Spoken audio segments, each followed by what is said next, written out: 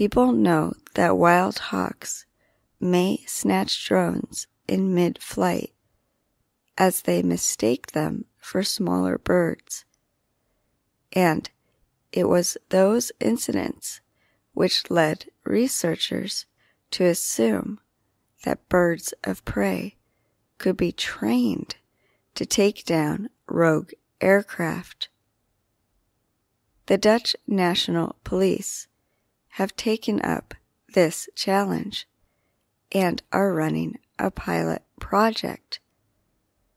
There have been both successes as well as setbacks. There were a few instances when the birds were hurt by the turning blades on the drones, and people requested more research to make sure that the animals would come to no harm.